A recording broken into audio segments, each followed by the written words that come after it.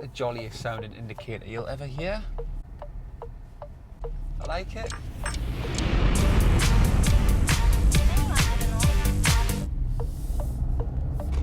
Hello and welcome to our review of this, the non-Citroen DS3 Crossback. So what exactly is the non-Citroen DS3 Crossback? Because I can tell you what it's not. A Citroen.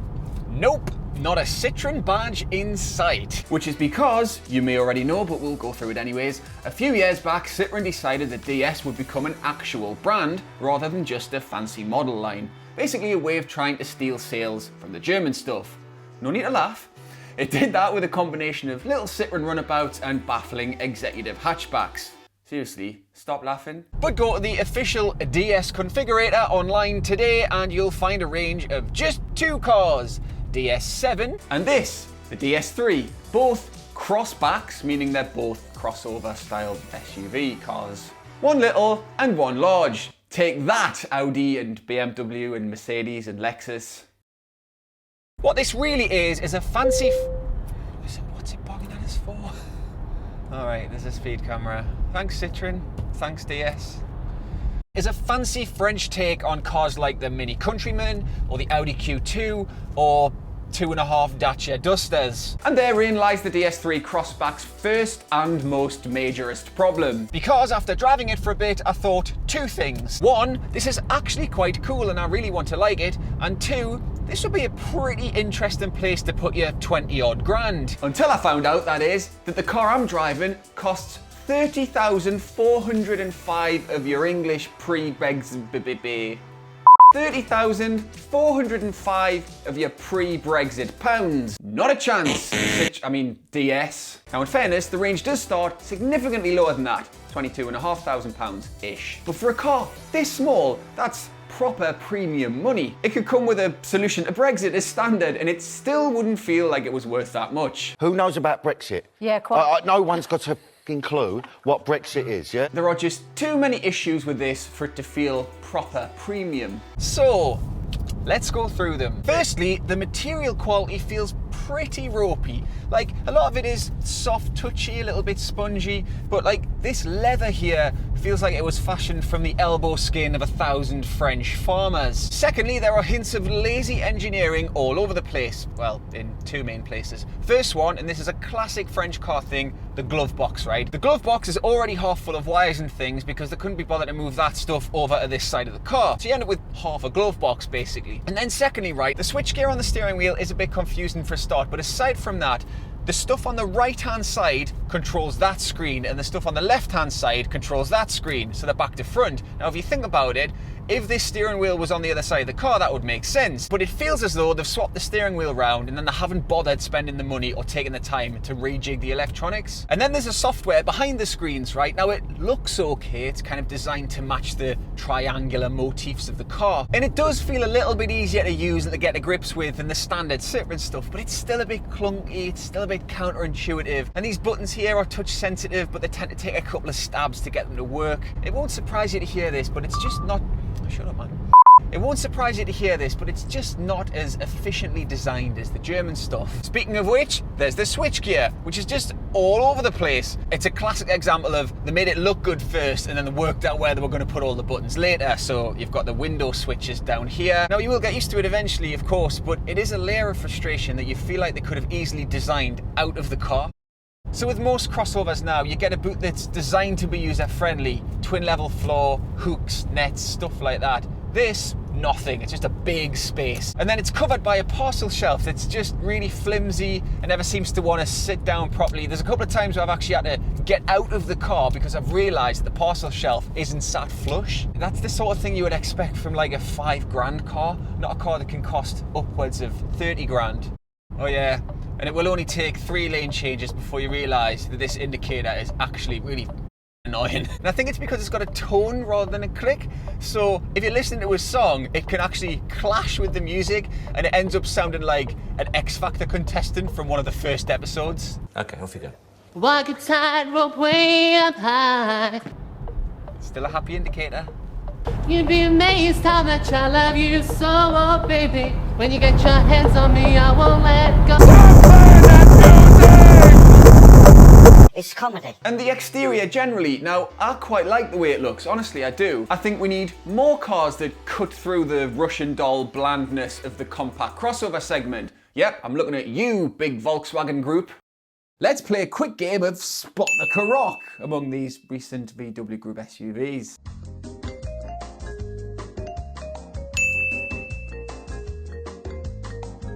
Yep, it's this one. No, not that one, sorry. This one. But it is one of those designs that the more you look at it, the stupider it becomes. The door handles are a case in point, right? They look super cool, they sit flush with the doors, and they pop out when you unlock the car. But then, why do that and then furnish the rest of the car with all this stuff? Like the stupid B-pillar and the fake vents. That B-pillar is a design signature for DS, and it kind of worked on the first DS3, right? Little car, but it just doesn't really here. It kind of looks stupid. This digital instrument display, it looks really cool, but you wouldn't believe how long it takes just to work out how to reset the trip clock. I think I gave in the end. And I know that once you've worked it out and you can do it right, and that's fine. But it's just an example of how DS has swung for avant-gardism and instead just landed mostly at counterintuitiveness. And the same applies to the driving experience as a whole. Now I do actually quite like it, and I think most people will get on board with it because it's very clear what DS is shooting for with the way it set this car up. Pure velvety soft comfort. It's the car equivalent of the Andrex dog. Kind of little and playful, but it's also comforting and soft.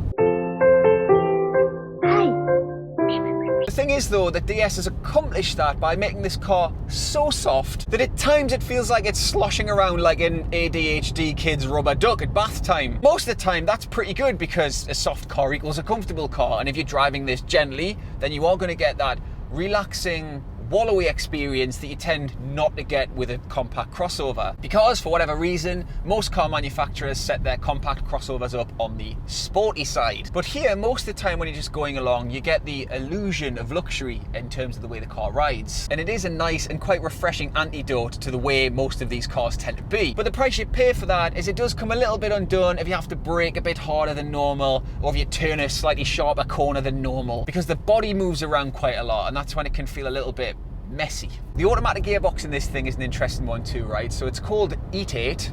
Nothing funny about that. It doesn't matter what you had for lunch, just eat it, eat it, eat it, eat it.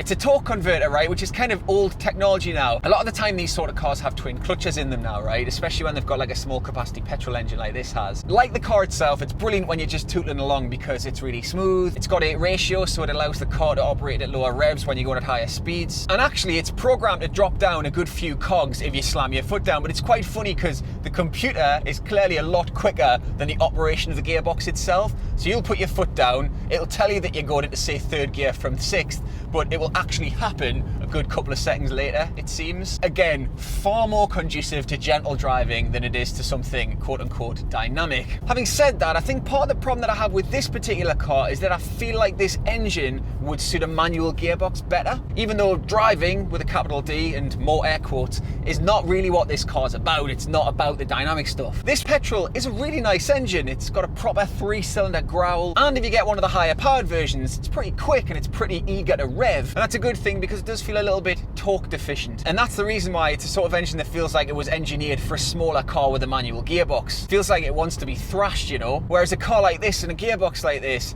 you kind of want something with a bit more torque and it's a bit happier at lower revs. That said, I'd much rather have this engine than a diesel because it's much quieter at lower revs and it adds to the sense of general refinement that this car has. It's really good on the motorway, this thing. Very good at keeping outside noise out. The only turbulence you really feel is when you get on a bad road surface and the car starts kind of wobbling about the place. And you'll get about 40 miles per gallon from it, whichever petrol engine you choose, which for a car of this size and shape isn't really that bad. You can get a diesel if you like though. 2 small engines with this car, albeit the petrol one comes in 3 outputs. They're all fairly cheap to run and they all do variations on the same theme of reasonable pace with reasonable economy. Or there is a full electric one which you can order now. And of course that's far more reasonable than all of them on the carbon dioxide front, on account of it not spitting any of it out of the tailpipe. You do get a canny amount of stuff too, and that has always been an area where the French manufacturers have tried to trump the German ones to simplify it. So even your 22 to 23 grand car has all the screens that I've mentioned, all 2 of them that is, albeit the infotainment one is a little bit smaller than you get in the top end stuff. It's weird, an upper spec car like this one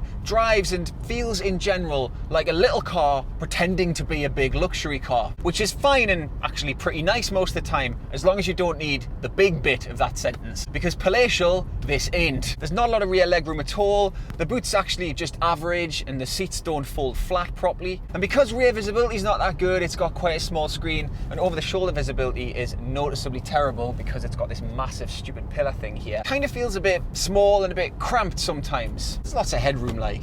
The seating position in this is just a little example of why the German stuff just tends to do this sort of premium thing better than the French do. Doesn't matter how low you set the seat in the DS3, it's always sort of hiking your knees up into the steering wheel, which is a very small car trait. And so here we come to the bit where we try to make sense of this car. Because if you look at what else 23,000 Ks will buy you, it's only just getting you a base model Mini Countryman or an Audi Q2 or any number of mid-spec, non-premium small crossovers. And that's the thing, right? It feels a bit more special or more pleasingly eccentric rather than most of the competition does at that price. But does it feel like a safer place to put your money than even a basic Mini Countryman or Audi Q2? Probably not. In reality, you have to consider that the monthly payment on your residual value friendly German car is probably going to be much more favourable than this. This thing's probably going to be worth about £8.50 after 3 years. Cha-ching! Cha-ching! Also, there is the issue of actual safety. Now, I like safety as much as the next person. I love a good bit of safety, me. But I don't like it as much when I'm constantly fighting against safety, which is what happens a lot in this car. It has got the most enthusiastic lane departure system I've ever come across. If it detects anything like a road marking anywhere near one of the wheels, it'll start tugging away at the steering wheel for you. And also, it will bong at you to brake when there's anything within like a 3-mile radius. Still, 5-star rating from Euro NCAPs, so probably a price worth paying. Bosh. In conclusion, bit small, bit ropey to drive, but okay. A bit counterintuitive to use, but okay. A bit weird to look at, but okay. Just okay, really. And okay might be enough for you, and I really hope it is, because we do need more weird stuff like this on the road. Sadly though, as much as I wish that I could wholeheartedly recommend this to you to make that situation happen, I just can't. There you go, please mash the subscribe button, or is it smash? That's the thing YouTubers say. If you could just click subscribe, that would be really helpful. We'll need the channel to grow. If you want more reviews that don't focus on large bottles and door pockets, that's the way to make it happen. Thanks for watching, see you soon, bye.